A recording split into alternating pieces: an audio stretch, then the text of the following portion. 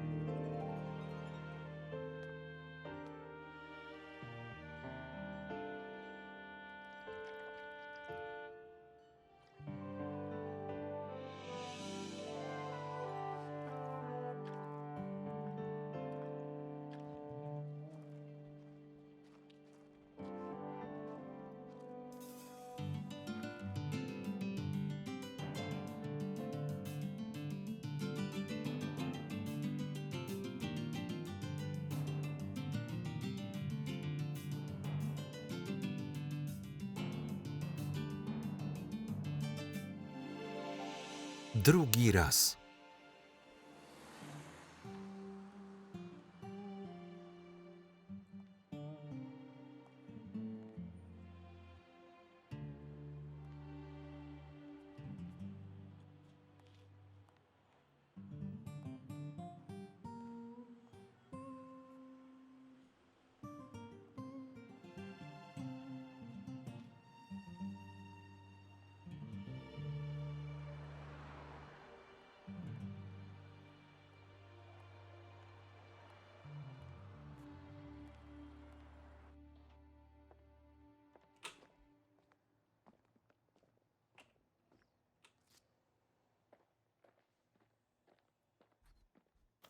Cześć.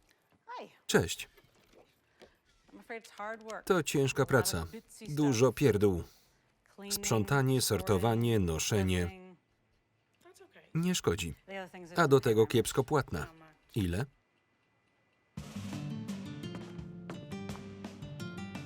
Szukamy pracownika.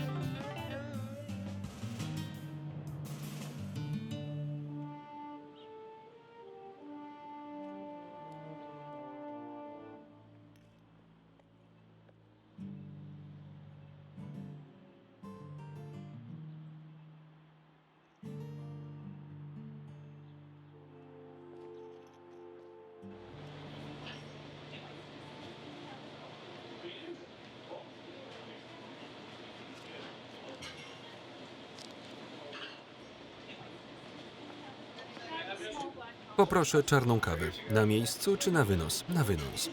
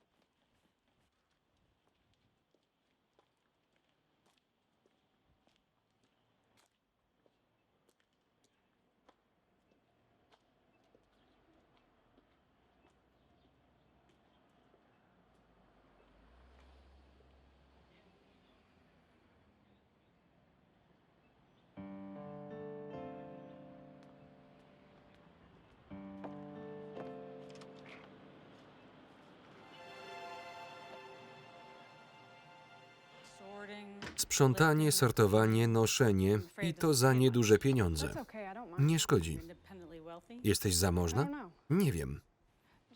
Żartuję. Podoba mi się tutaj. Jak się nazywasz? Keris Cook. Twoja mama lubiła Westona? Kogo?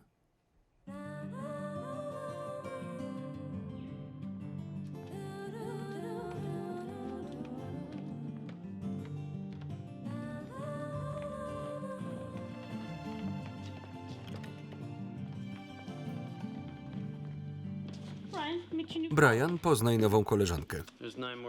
Przynieść resztę pudeł? Tak. Zostawię was z tym.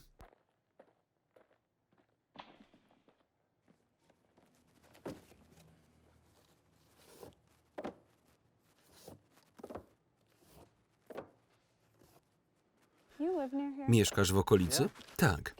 Mogę cię o coś zapytać? Pewnie. Jesteś mordercą? Gwałcicielem? O co ci chodzi? Tylko się upewniam. Czy jestem przestępcą? A jesteś gejem? Nie. Szkoda. Dlaczego?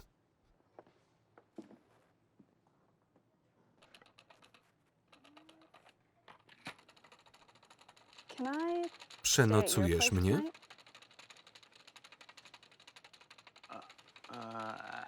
Ja nie... Dopiero przyjechałam do miasta. Nie potrzebuję kochanka, tylko łóżka. A więc? Niech będzie. Dzięki.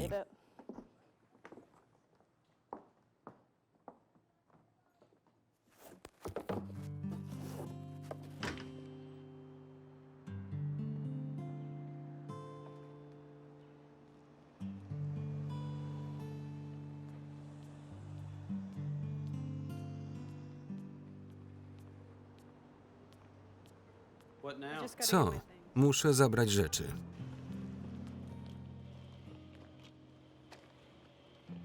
Pomóc ci?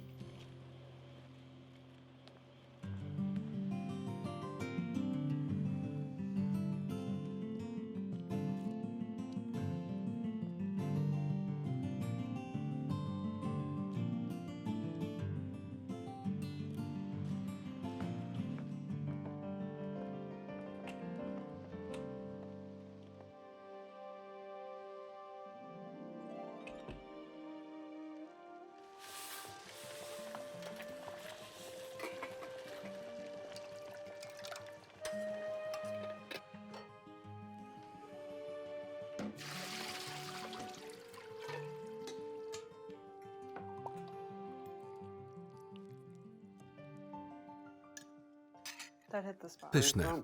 Skąd jesteś? Skądś. Jesteś morderczynią? Nic mi o tym nie wiadomo. Pozmywam. Gdzie zamierzasz spać? Coś znajdę.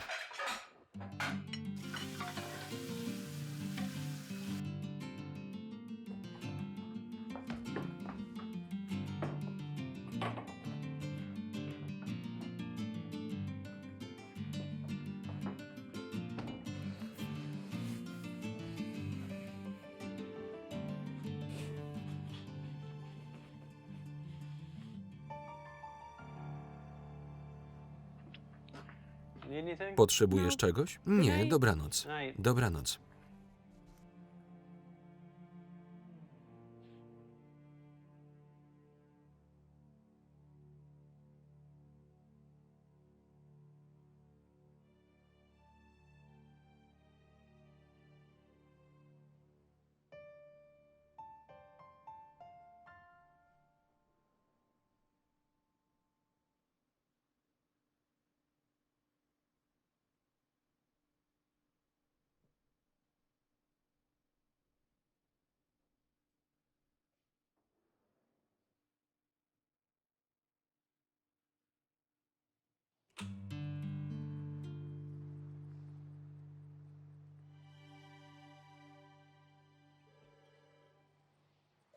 Cześć. Cześć, jak się masz? Co masz na liście? Sprawdźmy. Kilka drobiazgów, biżuterię, 2 zegarki, GPS-a, iPoda i 3 pistolety. Nie sprzedajemy broni. Tylko mówię, co jest na liście. Sprawdzę to.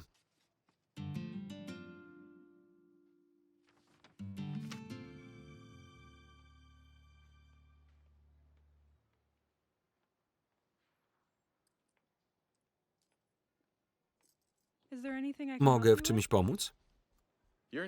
Jesteś nowa. Dostaliśmy nową dostawę książek. Ta mi pasuje. Dobrze, ale jest ich więcej. Przeczytam tę. Tutaj? No tak.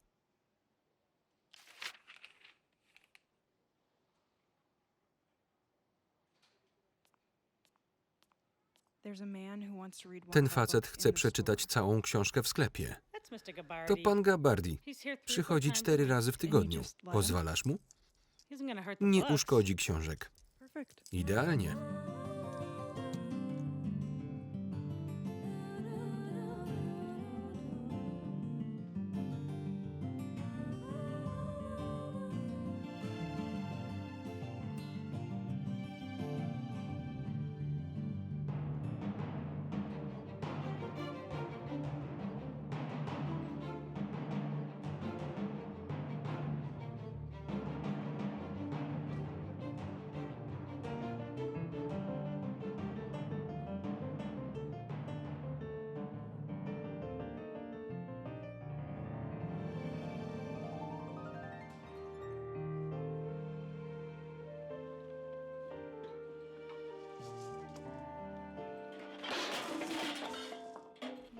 Pomóc ci?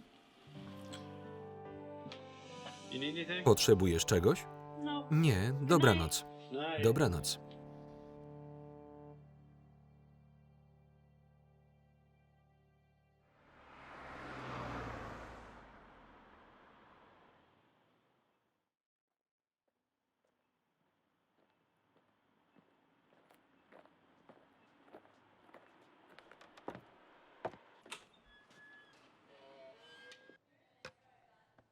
Tak na przyszłość wolę więcej mleka.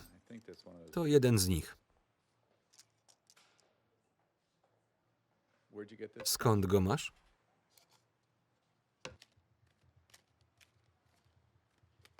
Proszę, Roger Phelps i spółka. Zapiszę ci numer. Może zjemy razem kolację. Wybacz. Wciąż zgrywasz niedostępną? Co u twojej żony? Mój brat ma urodziny. Mogę wyjść wcześniej? Dzisiaj? To jego urodziny. Liczyłam na to, że zostaniesz dłużej. Wybacz.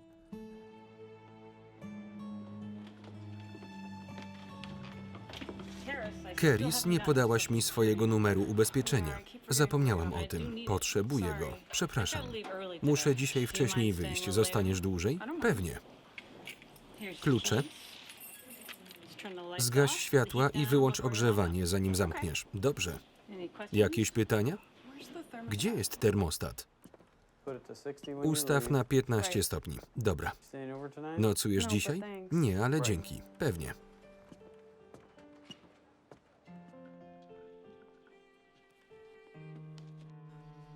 Doszedłeś już do spotkania z Gertrudą Stein? Już dawno. Czytałaś ją? Najwidoczniej. Hemingway należy do grona najlepszych, nie uważasz? Mogę cię o coś zapytać? Oczywiście.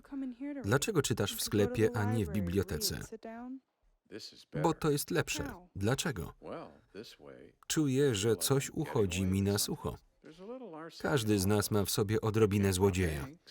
Nie mogę rabować banków ani kraść aut, więc przychodzę tutaj. Mówisz, że w głębi duszy jesteś przestępcą? Jak my wszyscy.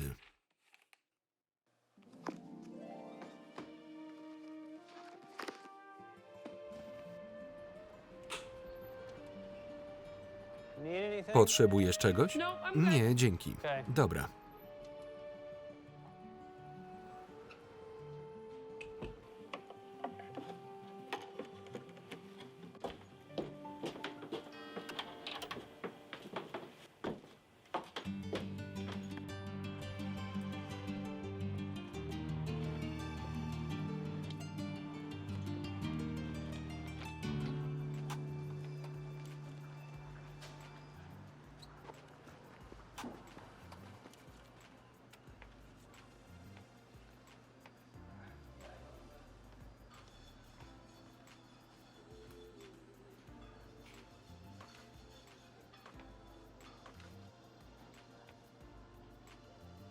Mogę pani zaoferować mięso z krowy w 100% karmionej trawą, bez hormonów, antybiotyków i konserwantów. Mamy też lokalną, bardzo świeżą wieprzowinę. Równie gorąco polecam nasze kiełbaski, zrobione dzisiaj. Świetnie.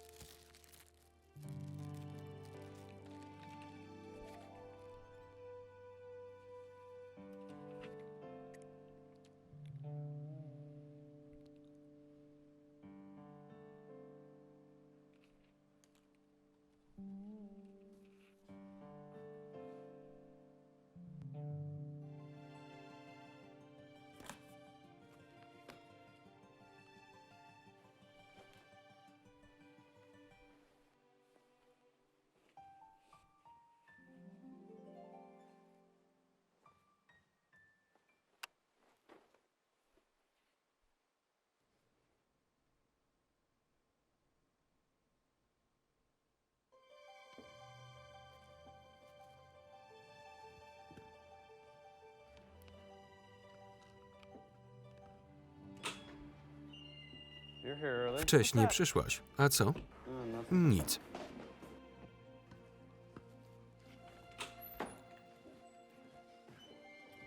Cześć. Jest za wcześnie. Gdzie tak dobrze się bawiłaś? Wstyd się przyznać. Na kolacji z detektywem? Na 25-leciu ukończenia studiów. Młodo wyglądasz. Zostajesz z nami. Witam.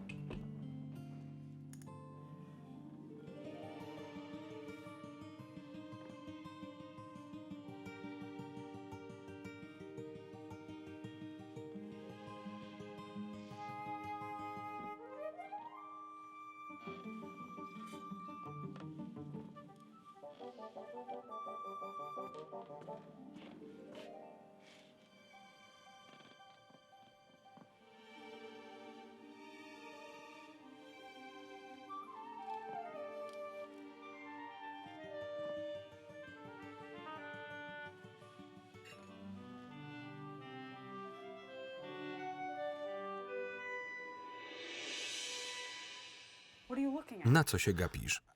Ja tylko podglądacz.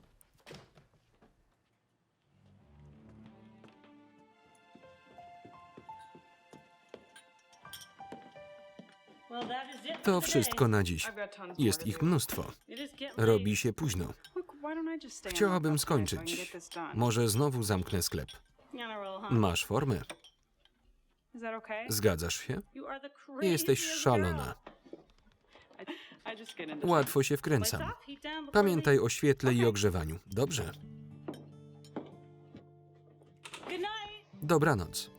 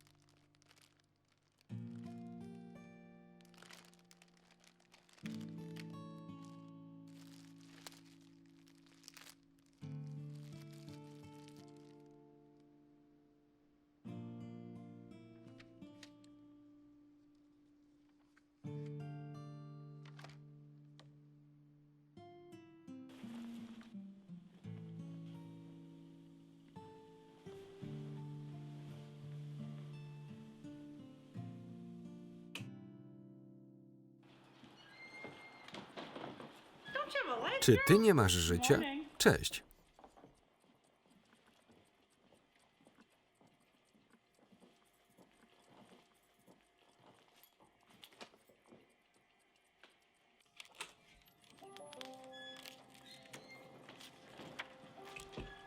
Cześć. Niedługo przyjdzie dostawa. Dobra. Keris, już idę. Potrzebuję twojego numeru ubezpieczenia do wypłacenia pensji. Jutro go przyniosę, obiecuję. Dopilnuj tego. Mogę zostać dziś dłużej? Co z tobą? Łatwo się wkręcam. Ale w coś takiego? Ty też się wkręciłaś. Tylko się nie wypal. Spokojnie.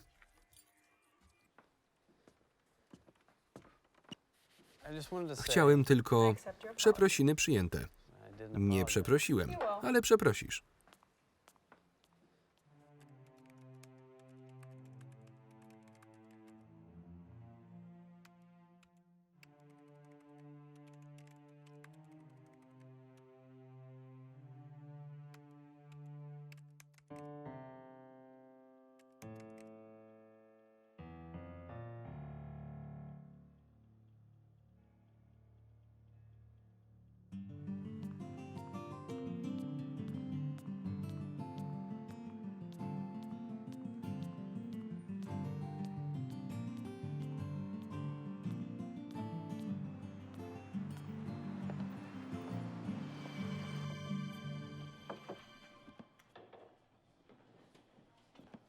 Dla ciebie.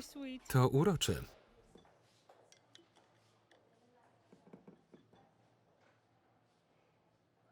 Dla ciebie. Dziękuję. Ukradłem je. Z kwiaciarni. Nikt nie pilnował wystawy na zewnątrz. To przestępstwo. Świetnie mi z tym. Nie przyjmę ich. Niszczysz całą zabawę. No cóż. Chcesz, żebym się przyznał? Już to zrobiłeś. Kłamałem. Zapłaciłem za nie. W takim razie dziękuję. Zepsułaś mi frajdę.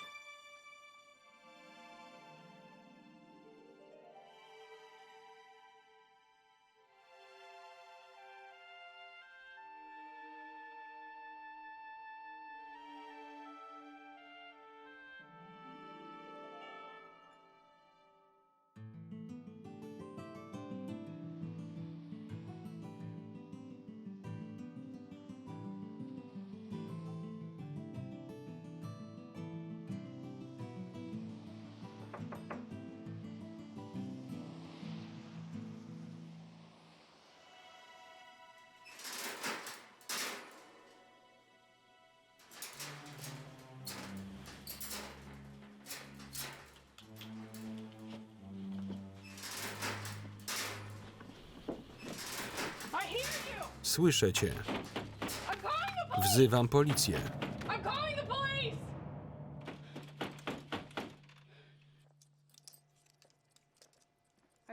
Przyniosłam numer ubezpieczenia. W samą porę. Mam dla ciebie ważne zadanie. Co tylko potrzebujesz. Chcę, żebyś usiadła na krześle i poczytała książkę.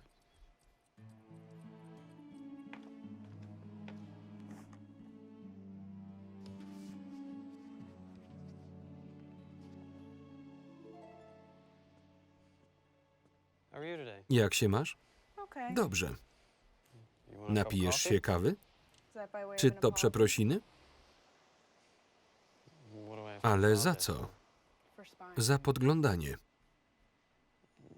Coś ci powiem. Podczas pracy natknąłem się na kobietę, która zachowywała się jak mała dziewczynka mierząca ubrania swojej mamy. Po prostu oniemiałem. Przepraszam za to. Nie doczekasz się lepszych przeprosin. Były bardzo ładne. Przyjmuję.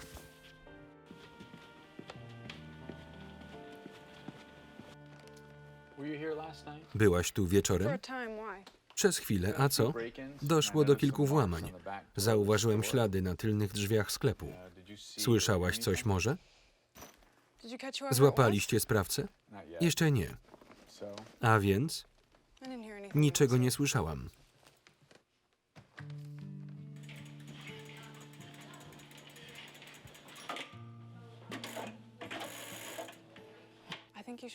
Powinnaś wprowadzić tu jakieś zabezpieczenia.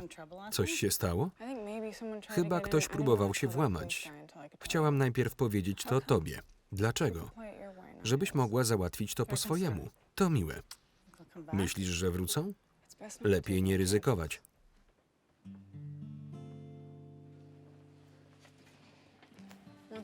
Mogę do ciebie wpaść? Ugotuję coś. Dobra, ale nie zostanę na noc. Jak chcesz.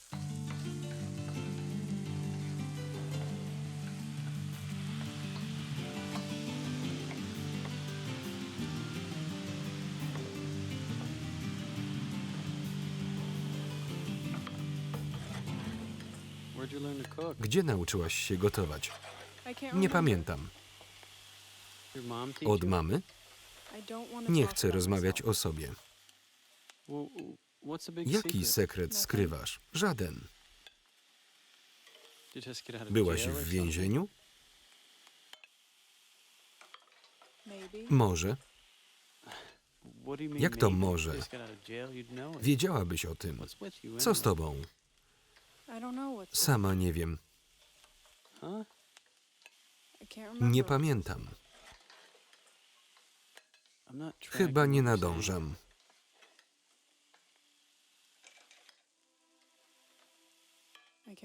Nie pamiętam, co robiłam, zanim dotarłam do tego miasta. Ocknęłam się na spacerze. Nie mam pojęcia, co działo się ze mną wcześniej.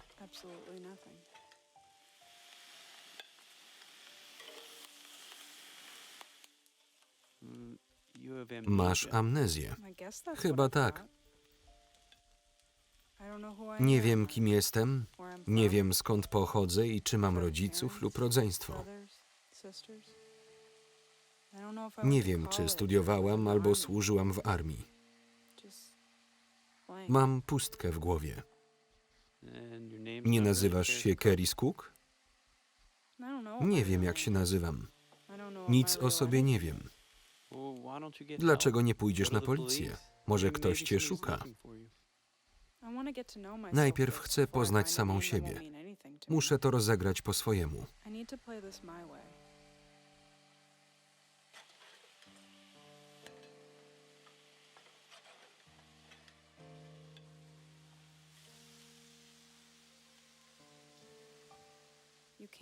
Nie możesz nikomu o tym powiedzieć. Dobrze, nikomu, nawet Tiffany. Dobrze.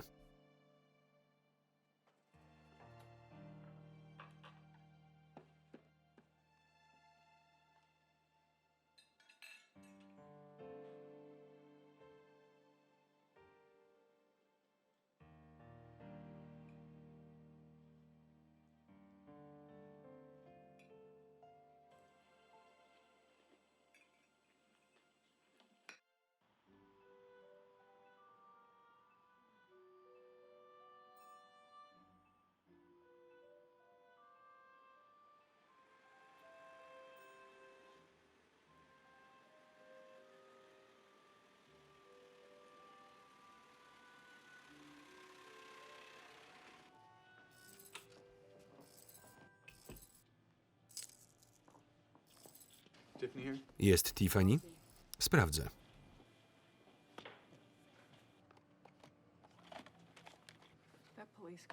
Przyszedł detektyw.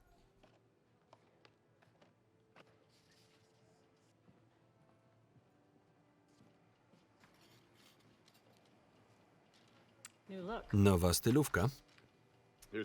Przyniosłem listę. Gitara Fender Stratocaster Vintage, zestaw kryształowych kieliszków, miedziano-mosiężne pudełko na figurki. Daj mi ją. Mam wieści. Dawaj. Jesteśmy z Jane w separacji. Wyprowadziłem się w zeszłym tygodniu. Chciałem, żebyś wiedziała. Teraz już wiem. Teraz już wiesz.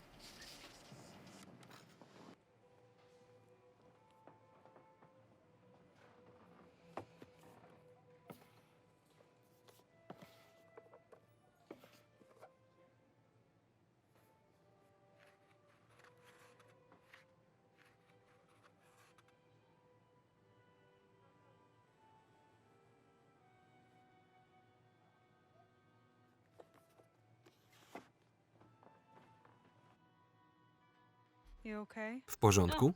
Tak. Widziałaś pana Gabardiego? Ostatnio nie.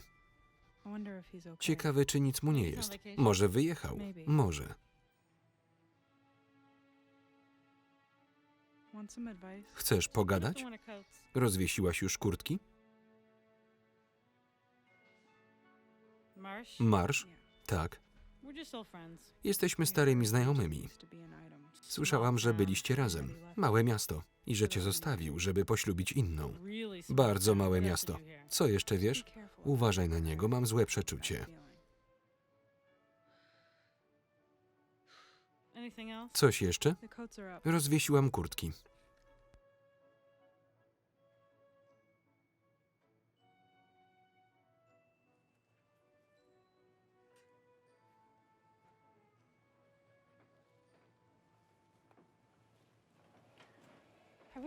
Widziałeś pana Gabardiego? Nie. Kiedy ostatnio go widziałeś? Chyba kilka tygodni temu.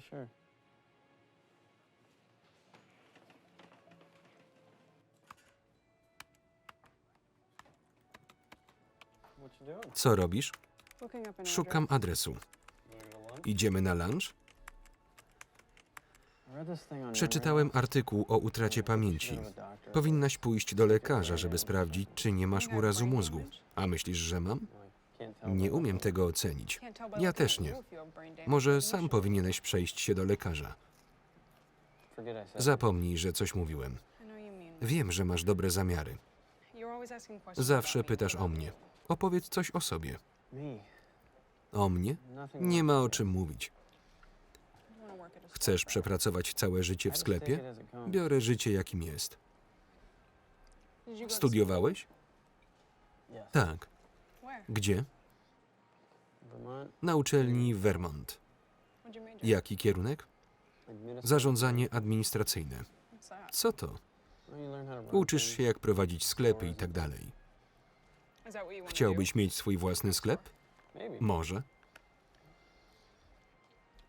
Nie brzmisz na zdecydowanego. Nie lubię myśleć o przyszłości. Dlaczego? Bo jest mi dobrze tak, jak jest. Nie pragniesz czegoś więcej? Nie. Wiem, że to nie w porządku. Serio? Często to słyszę. Jak się z tym czujesz? Winny. Dlaczego? Bo powinienem tego chcieć, ale tak nie jest. Może nie pragniesz zbyt wiele. Może.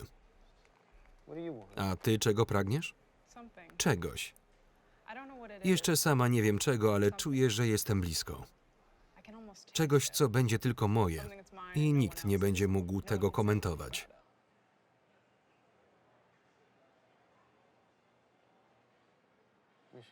Powinniśmy wracać do pracy.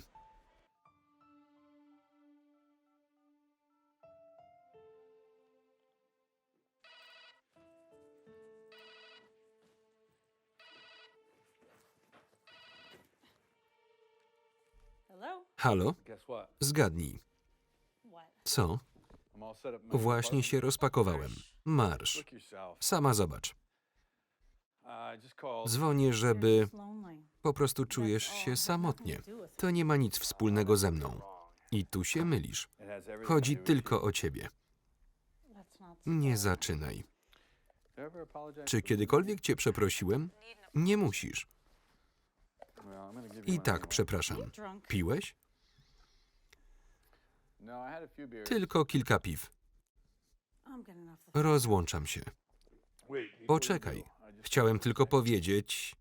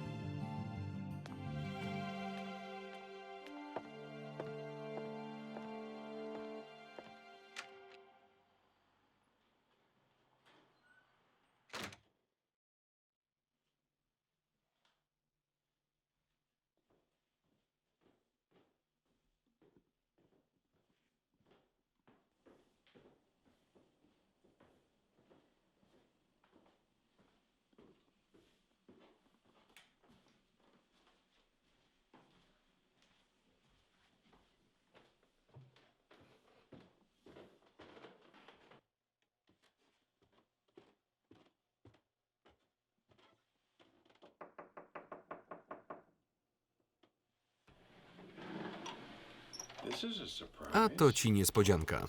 Wejdź. Wezmę twoją kurtkę.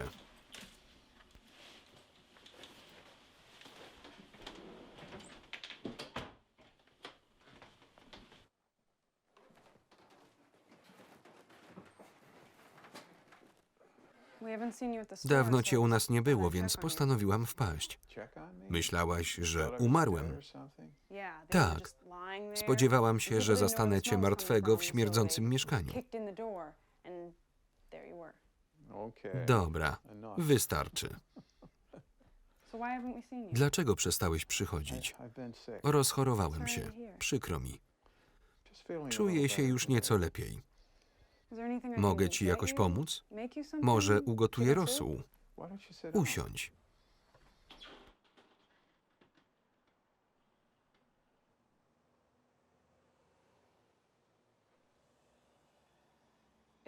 Czy to? To ty? Tak, kiedyś. Jesteś muzykiem i dyrygentem. Leslie Uggams, John Rivers. To twoja żona? Nie. Carol Channing, Juliette Prowse są sławni? Wszyscy byliśmy. Dawno temu. Masz ciekawą przeszłość. Każdy ją ma. Ale liczy się przyszłość.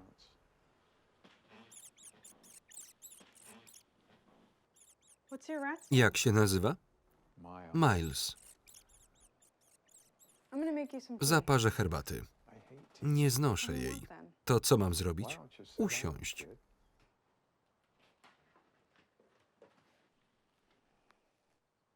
Wyglądasz okropnie. Dzięki. Mówię serio. Serio dziękuję. Dlaczego? Byłem chory. Nie o to mi chodzi. Wyglądasz na smutnego. A teraz? Na smutasa z głupim uśmieszkiem. Poddaję się. Naprawdę? No co? Poddajesz się?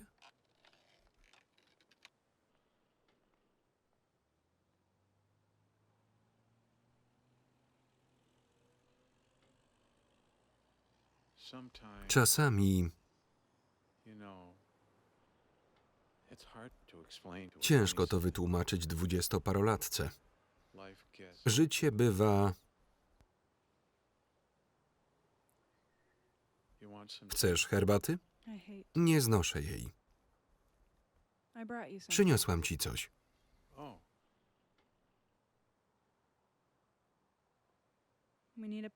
Oddaj, gdy skończysz.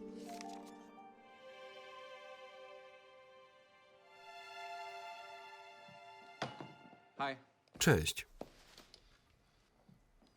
Marsz? Mam zestaw zabytkowych kart baseballowych Ediego Collinsa z drugiej bazy Charlie'ego Gestwicza, miotacza z Detroit Wolverines, Texa Erwina, łapacza z Brooklyn Dodgers i Cy Younga z autografem. Całkiem cenny towar. Sam Cy Young jest wart $2000. Nawet więcej. Zostawię ci listę. Coś jeszcze? Wybaczysz nam na chwilę? Pewnie. Miałem na myśli, żebyś dała nam chwilę.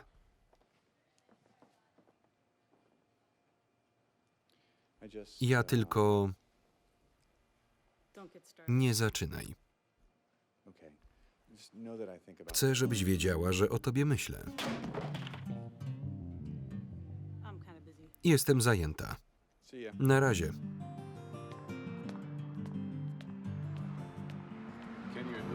Dokąd mnie zabierasz? To niespodzianka.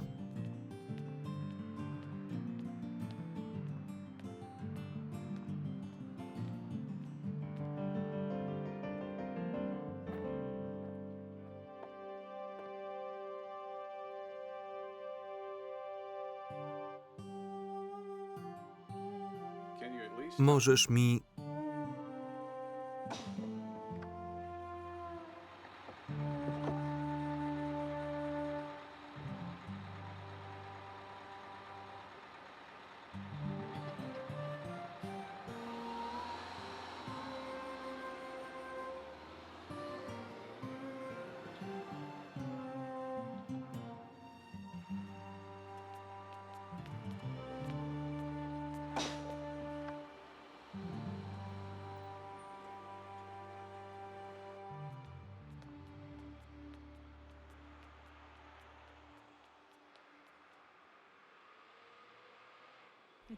To bank.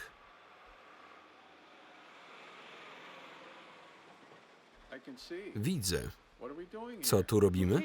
Badamy teren. Wypatruj ukrytych kamer. Jak mam je zobaczyć? Użyj wyobraźni.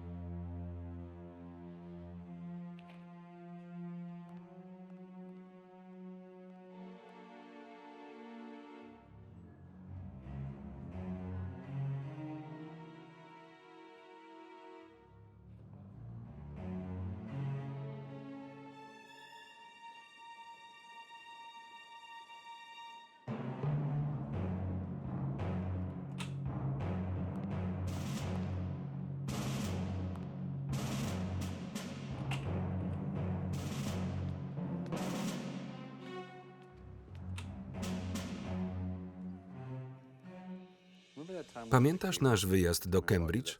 Kupiłem ci wtedy seksowną sukienkę. Wiele pamiętam. Przecież cię przeprosiłem. Nie chcę z tobą rozmawiać.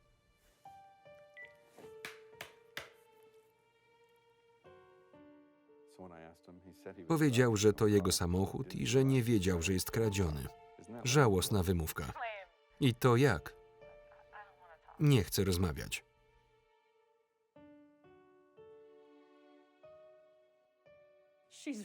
Jest urocza. To dobra dziewczyna. Wiesz, co dziś zrobiła? Co? Ułożyła 60 naparstków według koloru, wielkości i kształtu. To dopiero żmudna praca. Lubisz ją. Posłuchaj, nie chcę z tobą rozmawiać. Potrzebujesz kogoś, żeby móc opowiedzieć o swoim dniu, ale nie ciebie. Nie dziwię ci się. Bawisz się w odwróconą psychologię? Jakim cudem zawsze potrafisz mnie przejrzeć? Nie zawsze. Nie, gdy tego potrzebowałam. Mam jeszcze raz przeprosić? Rozłączam się.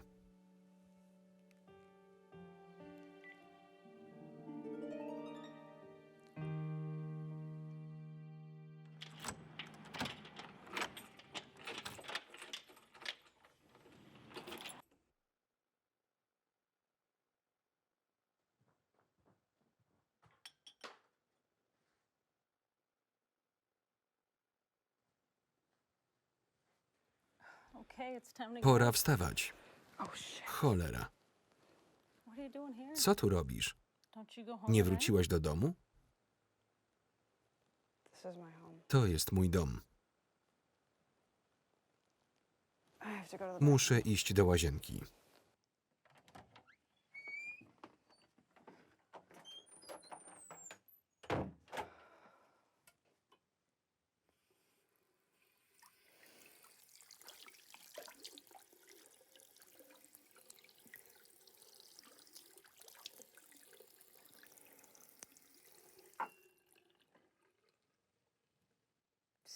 Idiotka. Idiotka. Pewnie oczekujesz wyjaśnień. Nie masz mieszkania, więc wprowadziłaś się tutaj? Dokładnie. Zwolnisz mnie? A powinnam? Mam nadzieję, że nie. Dlaczego? Bo chcę tu pracować z tobą i Brianem. Nie możesz tu zostać. To strefa przeznaczona wyłącznie na cele komercyjne. Nie chciałam robić ci problemów. Powinnam być na ciebie zła. Nie masz kasy na mieszkanie? Inaczej bym tu nie spała.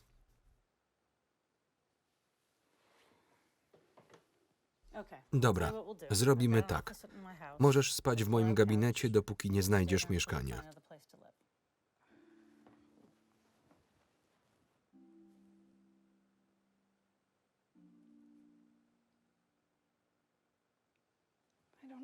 Nie wiem, jak ci dziękować. Posprzątaj. Zobaczymy się na górze.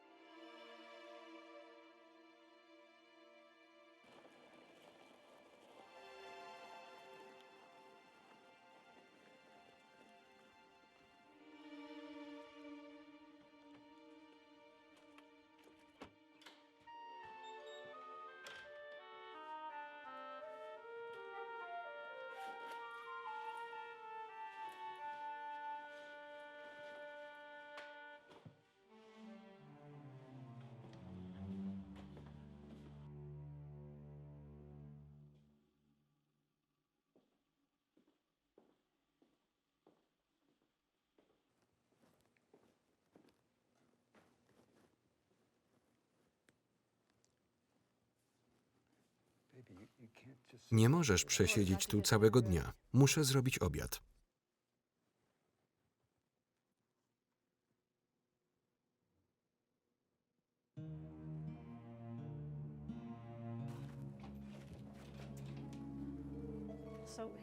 Rozkłada się ją tak. Ciągniesz i gotowe. Ręczniki są w łazience. Wiem, że jest mała. Jest idealna.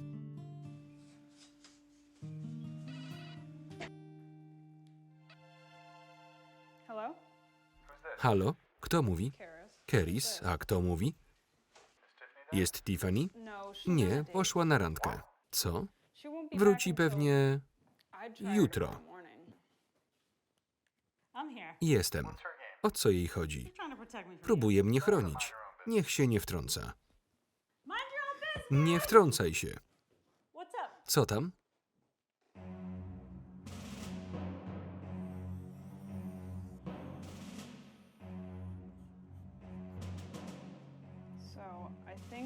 Widziałam dwóch ochroniarzy. Stali tu i tu.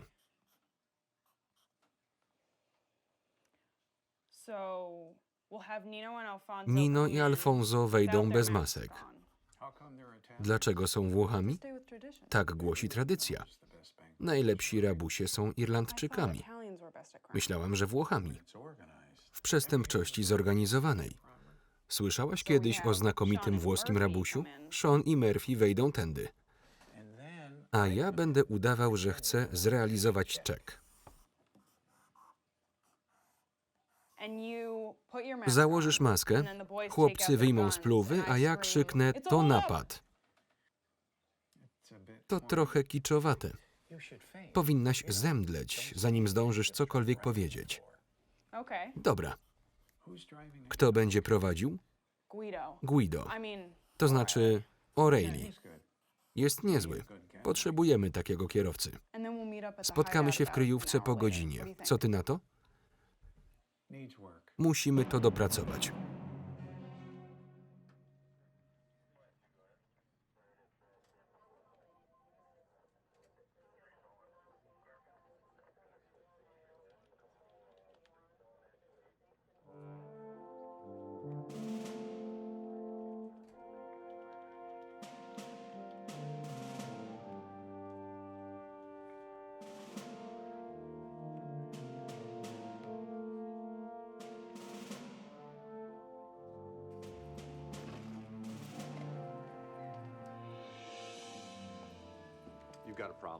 Masz kłopoty. Ja? Kerry zdała ci fałszywy numer ubezpieczenia. Dlaczego to sprawdziłeś? Taką mam pracę. Imię też jest fałszywe. W Ameryce żyje około 80 Kerry's Cook i żadna z nich nie jest nią. Nie wiem, co powiedzieć. Lepiej to załatw, żeby nie mieć problemów z federalnymi. Masz 5 dni na zgłoszenie fałszywego numeru ubezpieczenia.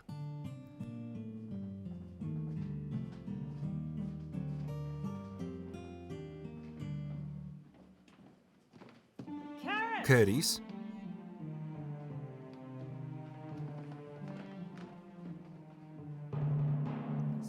Nic o sobie nie wiesz.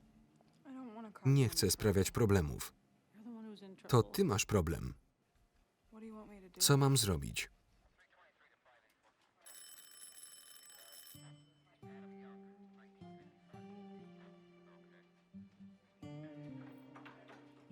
Przysłał mnie detektyw Marsh. Wejdź, maszyna jest zepsuta. Musimy skorzystać ze starej metody.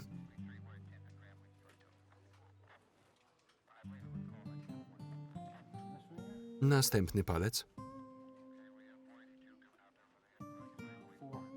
4 palce lewej ręki. A teraz prawej.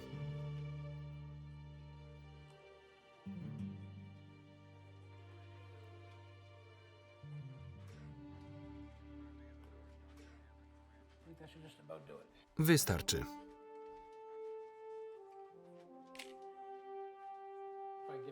Stań bokiem.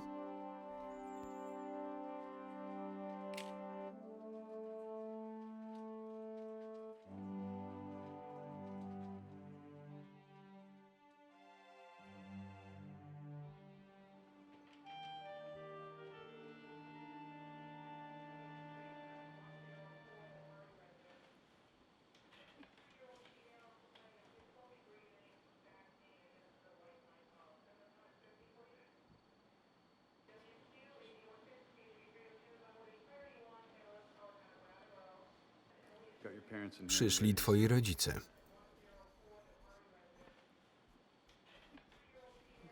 Musisz stawić temu czoła.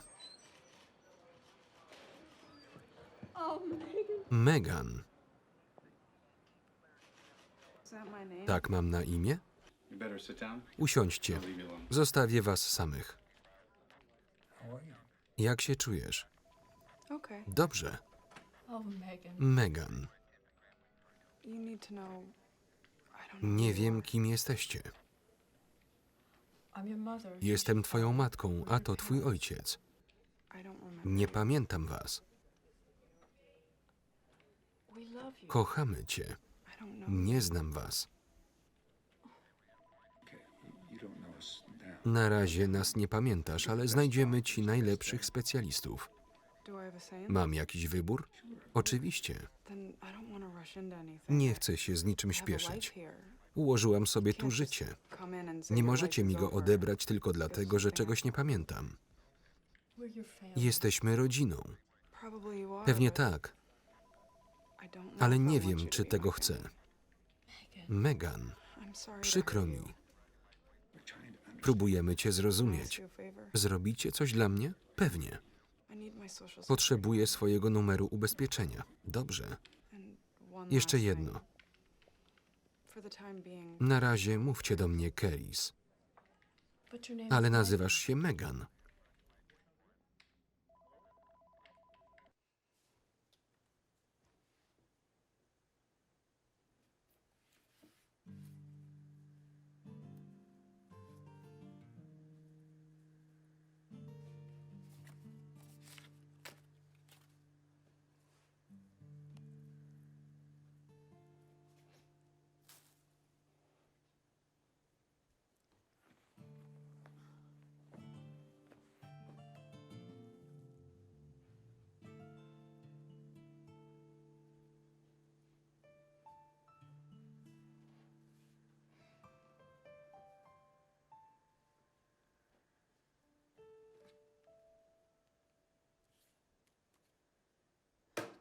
Nie bądź idiotką.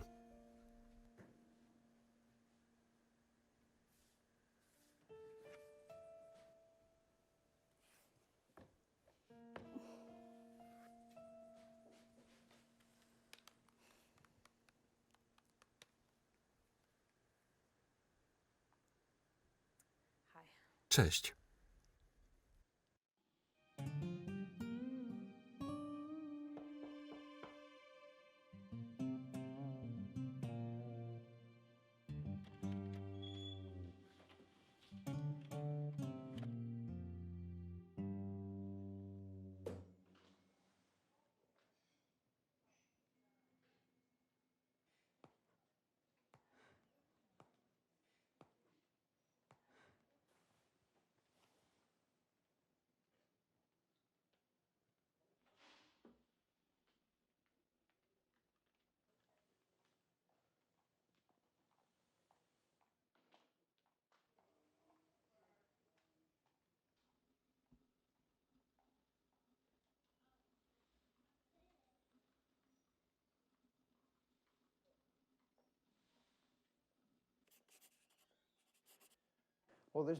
Nie widzę żadnych urazów.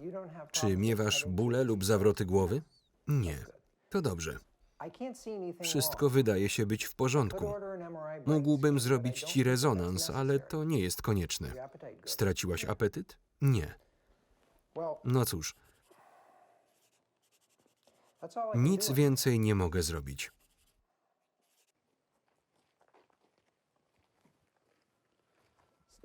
Miło wyjechać z miasta.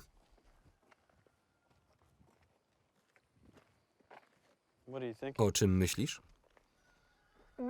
Wyobraź sobie, że urodziłeś się jako dorosła osoba i istnieje dla ciebie tylko teraźniejszość. Dobra. Aż tu nagle...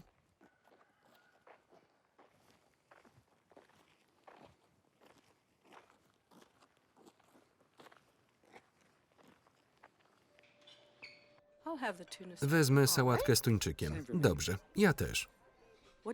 A ty, Megan? Znaczy Keris? Specjały wyglądają dobrze.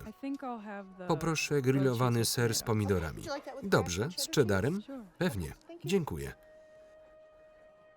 Nie znosiłaś grillowanego sera. Serio? Zastanawiałaś się, co dalej? Możesz wrócić z nami do domu. Miałabyś piękny dom, samochód, karty kredytowe, przyjaciół.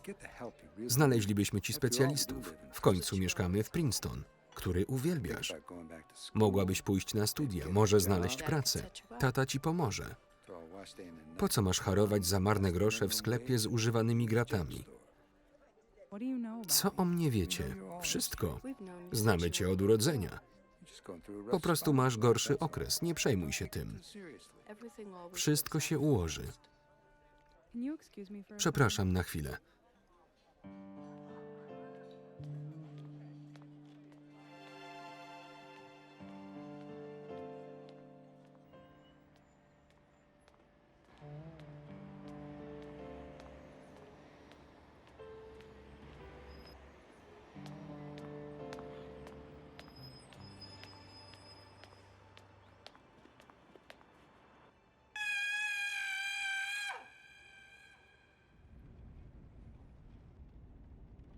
Dzięki za podwózkę.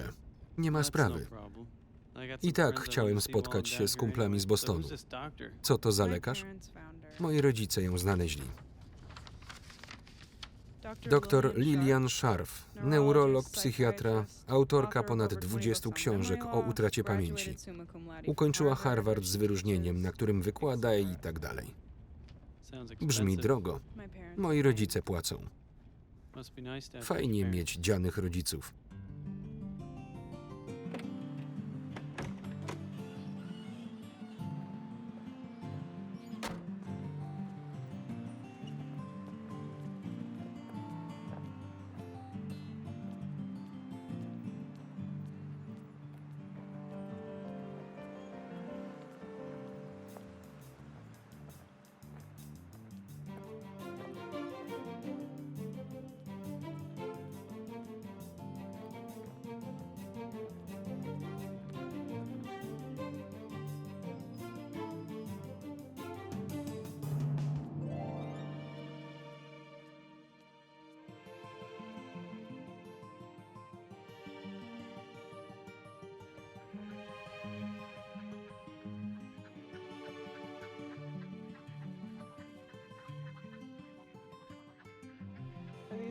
To są ci twoi kumple? Tak.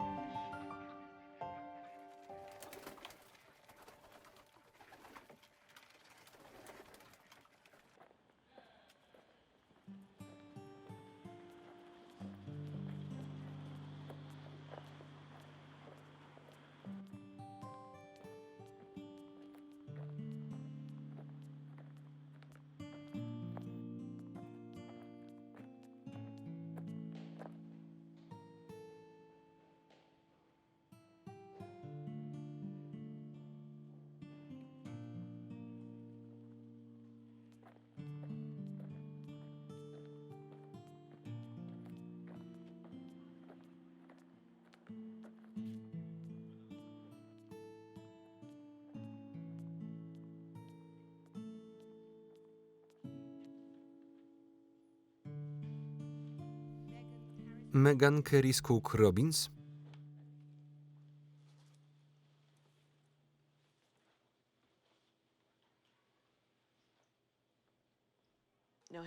Bóle głowy? Nie. To dobrze. Rozejrzyj się po pokoju i powiedz, co widzisz. Krzesło, na którym siedzisz, biurko, telefon, plakaty, kominek. Co pamiętasz? Tylko tyle, że lubiłam muzykę. Pamiętasz może, czy przebywałaś w pobliżu czegoś elektrycznego? W sensie? Czegoś o wysokim ładunku. Nic nie przychodzi mi do głowy. W porządku. Ile masz lat? Nie wiem, ale rodzice mówią, że 23. Co o nich sądzisz? Nie znam ich. Rozumiem. Czego dowiedziałaś się z mojego opisu pokoju? Tego, jak myślisz. To znaczy?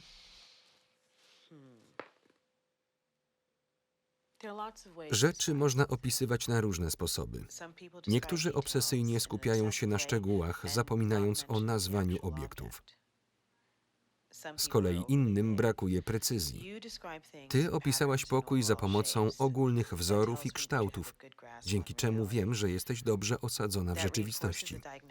To pozwala mi stwierdzić, że nie masz żadnych psychopatologicznych i fizjologicznych urazów.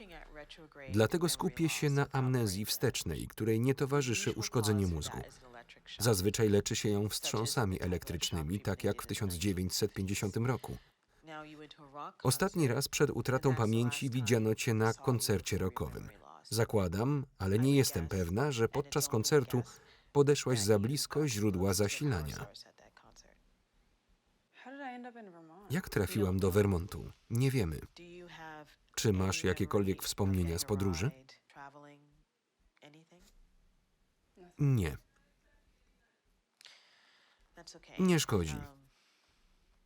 Pamięć czasem powraca. Czasem? Czyli czasem nie.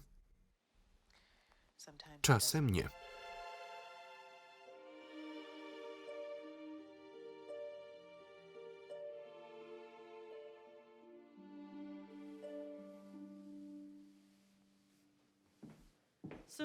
Co powiedziała? Uważa, że straciłam pamięć wskutek porażenia prądem na koncercie. Co zamierzasz? Nie wiem. A ty? Ja? Ty i detektyw. Nie powinnaś o to pytać. Skąd mam to wiedzieć? Badamy grunt. Dobra, zobaczymy.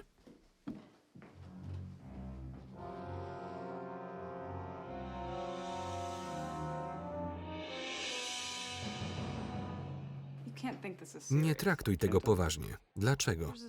To bardzo kreatywny koleś. Nuda doprowadza go do szaleństwa. Napad to przestępstwo, grozi mu dożywocie. A obrabował bank? Jeszcze nie. Sam plan nie jest przestępstwem. Za usiłowanie napadu na bank uważa się jakikolwiek rodzaj działania prowadzący do rabunku. Wtedy musiałby stworzyć prawdziwy plan. My tylko się wygłupialiśmy. Po co? Żeby go ocalić.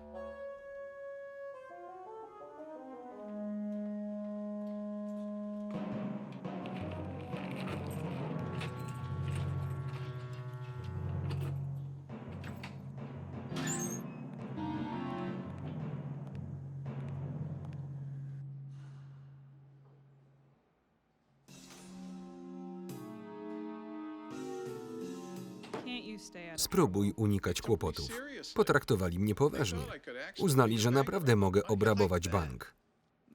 Chyba źle to interpretujesz.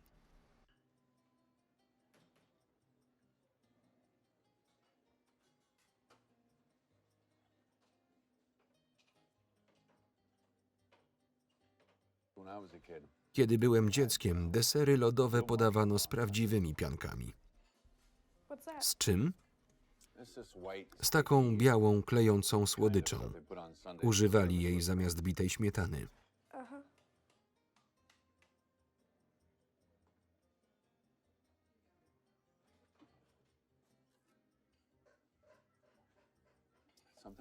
Coś się stało? Nie. Dogadujesz się z mamą? Wiesz, jak jest. Dlatego odszedłem. Myślałam, że miałeś dziewczynę. To było później. Jak tam w szkole? Nudno. Dlatego, że jesteś mądra. Pewnie tak. Mama też tak mówi. W końcu w czymś się zgadzamy. Znienawidzisz mnie. Nigdy. Na pewno. A co się stało? Chcę, żebyś wrócił do domu. Nie mogę. Każdej nocy słyszę, jak mama płacze. To nie wystarczy. A ja ci nie wystarczam?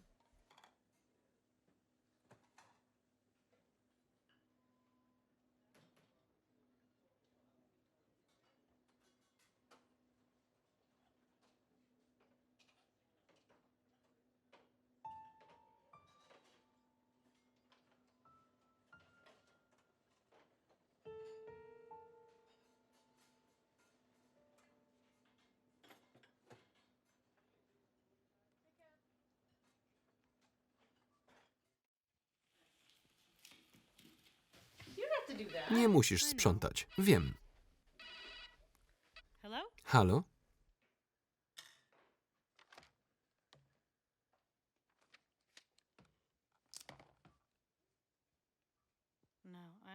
Nie, rozumiem.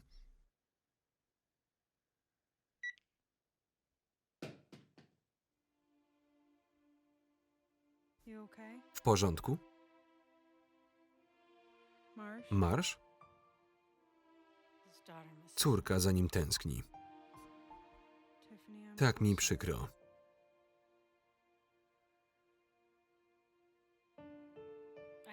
Muszę się napić.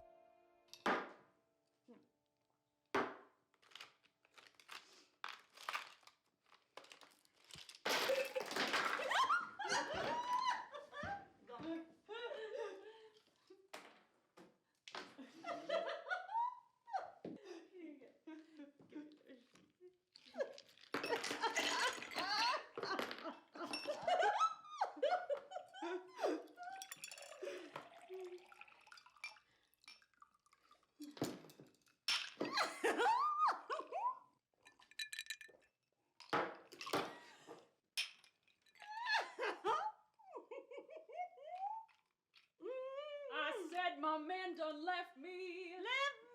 Feeling mighty low. I said my man done left me. Feeling mighty low. Feeling mighty low. He went up on that train. And he took all my dough.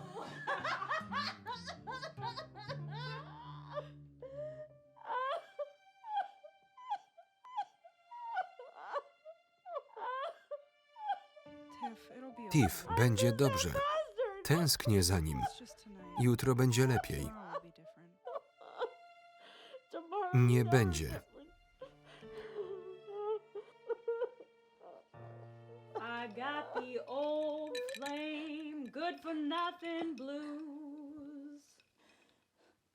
I got the old flame, good for nothing blues. He ain't nobody's sweetheart.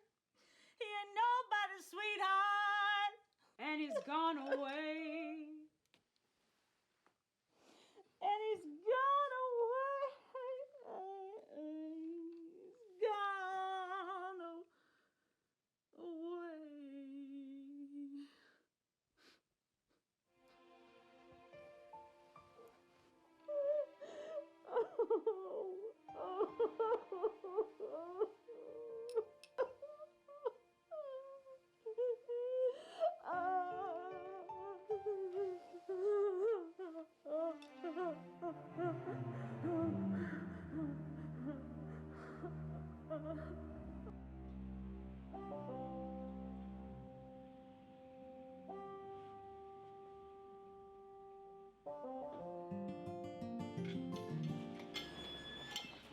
Cześć. Musimy pogadać.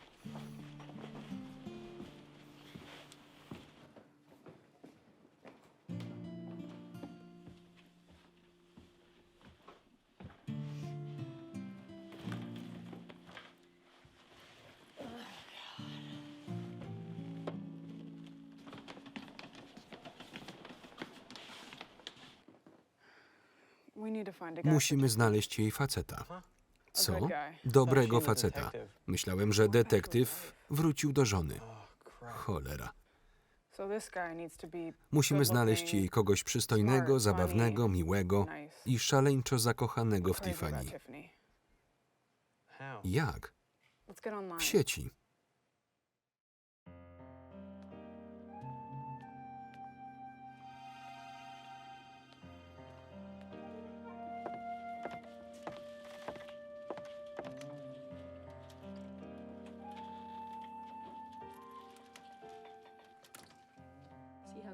Patrz, jaka byłaś słodka. A to twoja przyjaciółka z liceum, Marta Jennings. Uczy teraz matematyki. Miła dziewczyna. Spójrz na to. Przypominasz coś sobie? Nie. Daj sobie czas. A to święta Bożego Narodzenia. Twoja ciotka Helen przyjechała wtedy z południowej Afryki. Mieszka tam od 12 lat. Ciekawe. Polubiłabyś ją. Jest czarną owcą w rodzinie. Dlaczego tak uważasz? Ostro się buntowałaś. To dobrze. Kiedy widzieliście mnie po raz ostatni? Gdy wychodziłaś na koncert. Nie wróciłaś do domu. Obdzwoniliśmy wszystkich twoich przyjaciół. Zrobiliśmy wszystko, co w naszej mocy. Wynajęliśmy prywatnego detektywa. Co udało mu się ustalić? Nic przydatnego. Stanęliśmy na tym, że byłaś na koncercie. Pamiętasz, jak bardzo kochałaś muzykę? Wciąż ją kocham. A więc coś pamiętasz. Kto wie?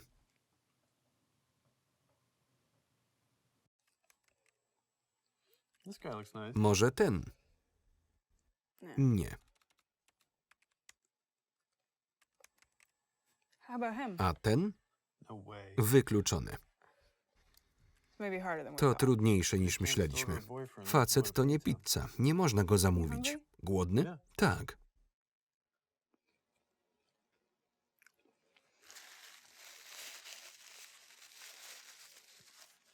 Jak z rodzicami? Wciąż mają nadzieję, że do nich wrócę. Może powinnaś. Serio? Dlaczego? Bo cię kochają. Wiem, że mają dobre intencje, ale... Wracajmy do pracy.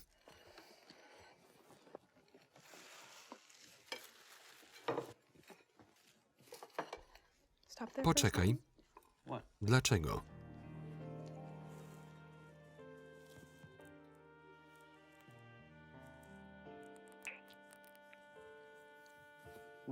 Dlaczego to zrobiłaś? Chciałam coś sprawdzić.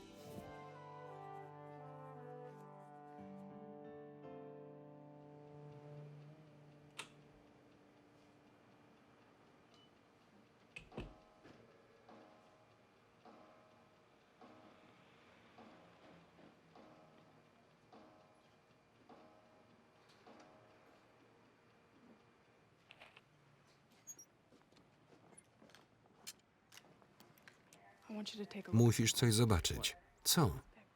Ten koleś jest idealny.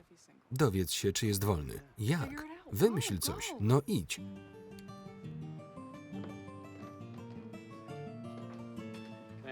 Mogę w czymś pomóc? Nie, dzięki. Mamy świetne prezenty dla dziewczyny lub żony. To nie dla mnie. Dobrze. W razie czego służę pomocą. Dziękuję. Chyba jest wolny. Chyba? Tak. Mogę w czymś pomóc? Nie, dziękuję. Mieszka pan może w okolicy? Tak. Jak się pan nazywa? Clay. A pani? Keris. Miło cię poznać. Mnie ciebie również. Znasz Tiffany? Raczej nie. Jest właścicielką tego sklepu. Powinieneś ją poznać, jest cudowna. Pójdę po nią. Dobrze. Musisz poznać Kleja. Kto to? Mój stary znajomy. Cześć. Cześć. Słyszałam, że jesteś znajomym Keris. Kogo? Moim. Dopiero się poznaliśmy. Co ty knujesz? Wygląda na to, że moja asystentka bawi się w swatkę.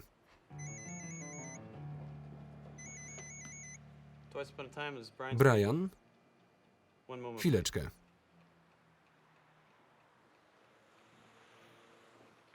Keris, to twój tata. Halo?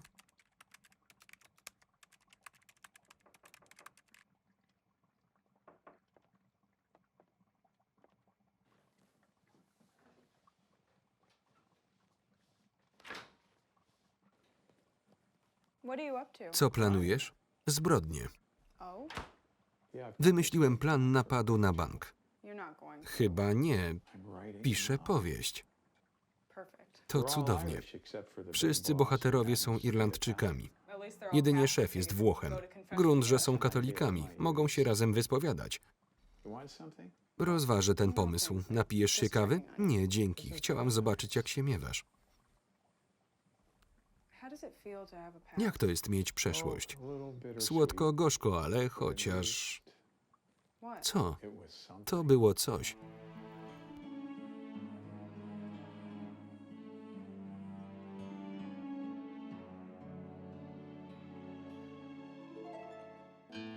I'm trying to remember, but the memories are so dim. Like the story has ended before it even begins. I walk with my heart untied, searching for a sign. A second chance has come now, a brand new day.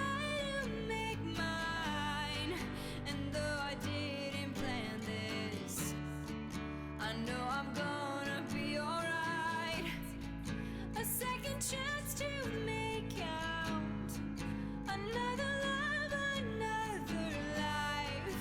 And though I didn't plan this, it's my twice upon a time. Maybe I've been here, maybe I know you, but I can't tell. It's all I have now, 'cause there's nowhere to run away from.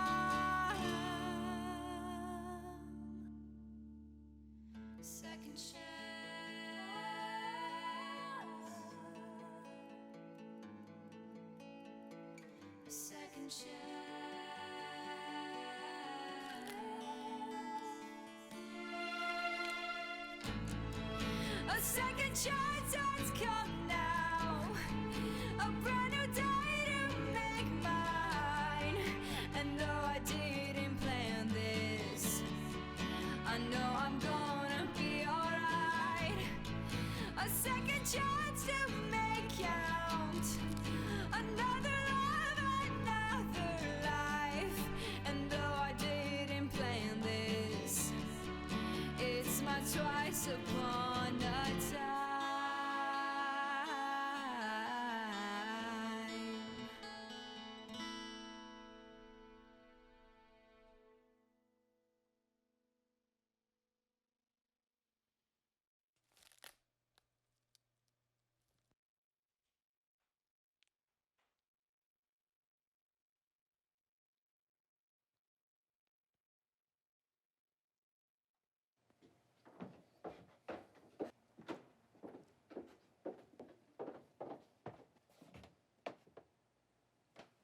You okay? Nic ci nie jest? Are you okay? Nic ci nie jest? Just a little confused. Jestem skołowana. About? I'm Dlaczego? looking at these pictures and Oglądam zdjęcia, na których wyraźnie widać, że to I can ja, tell that it's me, ale nie but czuję, jakbym to była ja. it doesn't feel like me. You know what I think? Wiesz, co myślę? What? Co?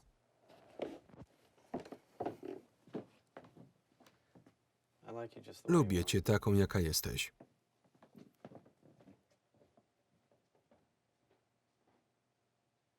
Naprawdę? Jutro wyjeżdżamy. Myślałaś o powrocie do domu? Myślałam. I nie podjęłam jeszcze decyzji. Pamiętaj, że zawsze możesz do nas wrócić. Dziękuję. Jak zamierzasz podjąć decyzję? Mówiłam, że jeszcze nie wiem. Nie pytam o twoją decyzję, tylko o sposób, w jaki ją podejmiesz. Jak o tym myślisz? A jak powinnam? Powinnaś zadbać o swój interes.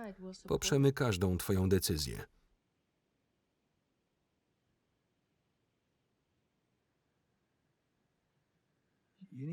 Musisz wiedzieć, że to dla nas trudne. Kochamy cię. Myśleliśmy, że cię straciliśmy. Potem jakimś cudem cię odzyskaliśmy tylko po to, by ponownie cię stracić. Wiemy, że tobie też jest trudno. Widzisz nas jako obcych ludzi, którzy próbują wpłynąć na twoje życie. Wszystko się ułoży.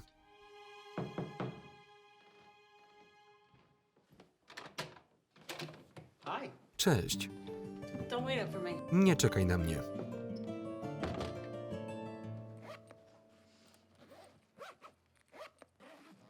What time am I supposed to get here? O której będą? Około 10.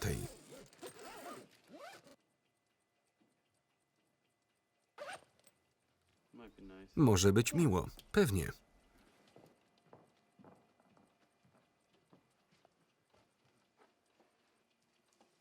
O której przyjadą? In a little while. Niedługo. Podjęłaś słuszną decyzję. Naprawdę? Na twoim miejscu zrobiłabym to samo. Thank you for everything. Dziękuję za wszystko.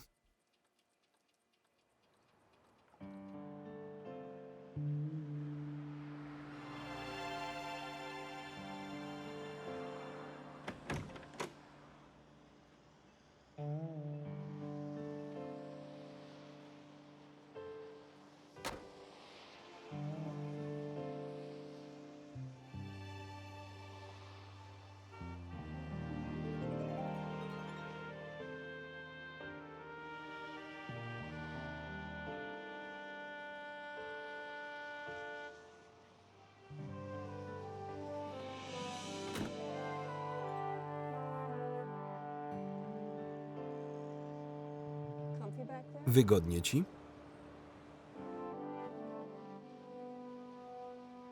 I can't do this. Nie mogę tego zrobić. Co? I just Nie can't. mogę z wami jechać. I can't go. Myślałam, że mogę, ale nie dam rady. Przepraszam. Jesteś pewna? Can I ask you a Mam favor? prośbę.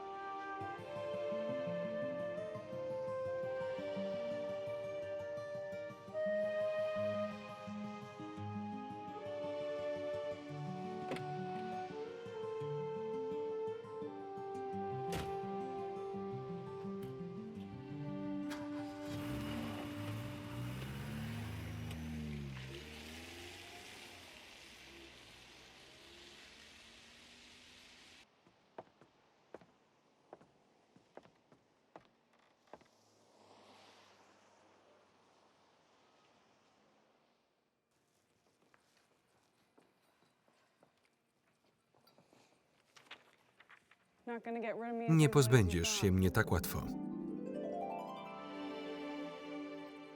Witaj w domu.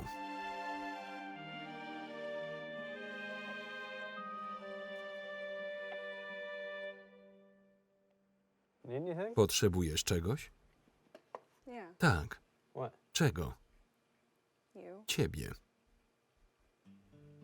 I need you too. Ja ciebie też. Really? Naprawdę? Really. Naprawdę. You want some company Mogę tonight? do ciebie I'll wpaść? cook. Ugotuję coś.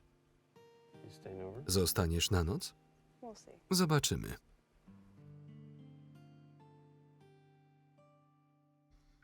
Scenariusz i reżyseria. Tekst polski Agata Kapelańska. Czytał Maciej Więckowski. I'm trying to remember, but the memories are so dim. Like the story has ended before it even begins. I walk with my heart untied, searching for a sign. A second chance has come now. A brand new day to make mine. And though I didn't plan this, I know I'm gonna be alright. A second chance to make count. Another love, another life. And though I didn't plan this, it's my twice upon a time. Maybe I've been here, maybe I know you, but I can't tell. It's all I have now, 'cause there's nowhere to run away from. Second chance.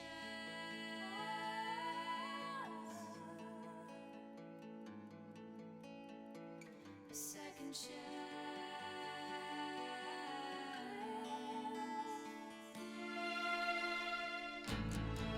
A second chance has come now. A brand new day to make mine. And though I didn't plan this, I know I'm gonna be alright. A second chance to make count. Another love, another life. And though I didn't plan this, it's my twice upon